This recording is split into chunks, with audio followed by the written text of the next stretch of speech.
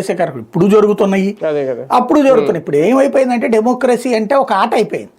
జనమందరూ బానిసలు, లేకపోతే కనుక దాన్ని ఏమంటారు సామంతరాజుల్లాగా మనం చక్రవర్తుల్లాగా ప్రవర్తించే రోజులు వచ్చేసినాయి. చక్రవర్తులకు కప్పం కట్టుకోవడం అనేటటువంటిది ప్రజల యొక్క కర్తవ్యం లాగా మారింది. దాని పర్యవసానం ఇదంతా కూడా.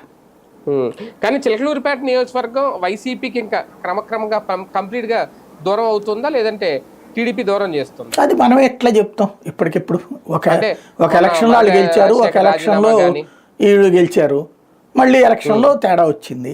నెక్స్ట్ ఎలక్షన్ దాకా మనం అప్పుడే పడిపోయిందని చెప్పడము, లేకపోతే అయిపోయిందని చెప్పడం. మర్రి రాజశేఖర్ ఆయన గెలవగలిగితే కనుక ఇవాళ ఎందుకుంటాడు? మర్రి రాజశేఖర్ 2014లో ఓడిపోయాడు. 2019లో ఆయన టికెట్ ఇవ్వకపోతే గెలిచింది కదా పార్టీ.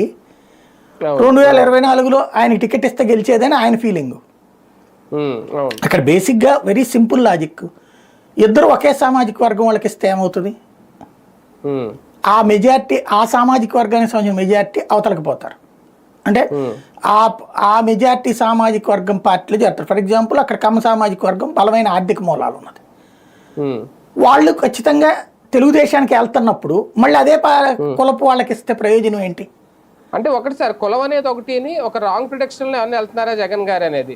ఇప్పుడు ఈమెను తీసుకొచ్చి మళ్ళీ ఇక్కడ పెట్టడం, మళ్ళీ అక్కడ మనోహర్ నాయుడుకి ఇవ్వడం, మళ్ళీ ఆయన తీసుకొచ్చి మళ్ళీ ఇప్పుడు ఈవిడికి